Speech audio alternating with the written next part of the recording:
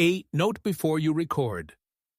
I anchored this around Matisse Thybulle, whose defensive credentials are solid and verifiable. Two-time all-defensive selection, known league-wide as one of the most disruptive perimeter defenders around, signed by the Lakers this July. For the second name, I paired him with Jared Vanderbilt, described in current roster coverage as one of the roster's most versatile defenders who guards multiple positions. I could not verify a specific top 10 3PT defender statistical ranking that seats two named Lakers there. That particular numeric claim doesn't have a clean, citable source, so I softened the hook to a defensible claim, disruption plus versatility, instead of a specific rank. Swap in your own film clips and stats where you see film or stat. I've left those as placeholders since I don't have footage to describe accurately. If you do have a specific tracking stat source for the top 10 framing, drop it in and the hook can go back to the sharper numeric version. 2 years ago, nobody in Los Angeles would have called the Lakers' perimeter defense scary. This summer, that might actually be true. The Lakers just added one of the most disruptive on-ball defenders in basketball, a guy with 2 all-defensive selections to his name, and paired him with a wing who might be the most versatile point-of-attack defender already on the roster. So the real question is, did the Lakers just quietly build one of the least talked-about defensive backcourts in the league? I went through the tape and the contract details, and the answer might surprise you. Start with the newest piece. Matisse Thybulle. This isn't a speculative ad. He signed a 1-year deal with the Lakers this offseason after years of being one of the league's premier point-of-attack disruptors in Philadelphia and Portland. Watch his hands too. Next time you see him on screen, Thybulle's game isn't built on size. It's built on angles and anticipation. For film, insert a clip of Thybulle closing out or deflecting a pass. That's not luck. That's a guy with 7-foot wingspan reading the pass before it happens. This is not a he tries hard defender. It's a 2-time all-defensive team honoree. One accolade doesn't prove a pattern, so look at the resume stacked next to it. Thybulle's been one of the most feared perimeter defenders in the league for half a decade, and last season he actually improved as a shooter too, hitting threes at a career-best clip.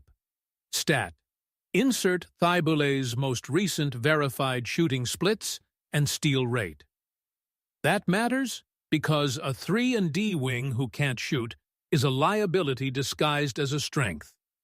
A 3-and-D wing who can shoot is a real two-way weapon. That's the difference between hype and substance. But Thybulle isn't walking into an empty defensive room. Watch Jared Vanderbilt, the Lakers' most positionally versatile defender already on the roster.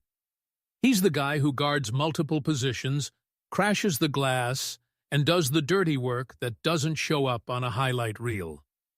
Put those two next to each other, and you get something the Lakers haven't had in years. A perimeter unit that can switch, disrupt passing lanes, and still contest a shot at the rim. Individually, that's useful. Together, it starts to look like a system. Now the obvious pushback. Thybulle has battled injuries the last 2 seasons and has never been a high-minutes player. That's fair? It's the single biggest question mark on this signing. But here's the reframe. The Lakers didn't need him for 35 minutes a night. They needed a specialist who can swing a playoff possession in short bursts, the same role he's played his whole career. And league insiders have already flagged this exact fit, reporting frames. Thybulle's arrival as giving the Lakers one of the league's most disruptive perimeter defenders, not a reclamation project. Before we get to the part where this actually changes the Lakers' defensive identity, because that's where it gets real, quick word from today's sponsor. Sponsor read. All right, back to the backcourt. Imagine a playoff possession. Luka Doncic and Austin Reeves get to conserve energy on defense because Thibault is chasing the other team's best perimeter scorer.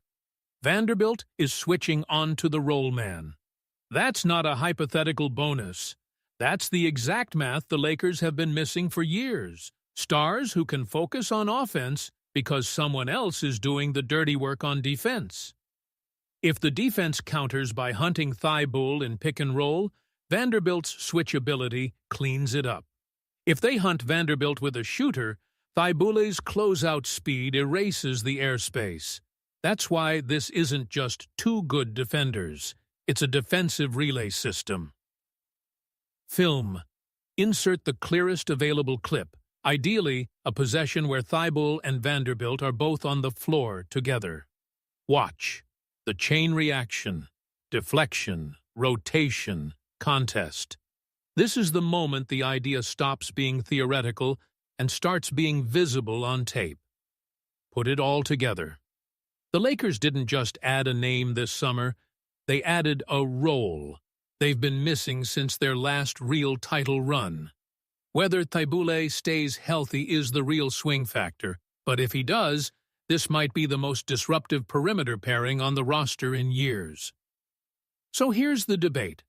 Is Thibault's health risk worth it for this level of defensive upside? Or is this a nice depth piece that never sees real playoff minutes?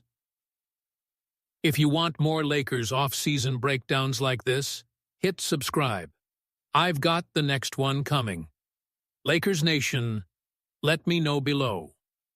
Confirm Thibault's most recent shooting splits, steal numbers with an official source, NBA.com, ESPN, before stating them on camera. Swap in real film for both. Filming tags. Don't describe a play you haven't watched. If you find a legitimate top 10 individual 3PT defender, tracking stat with both names on it, restore the sharper numeric hook and cite the source on screen. Double-check Vanderbilt's current roster health status before recording, since backcourt wing depth moves fast in the off-season.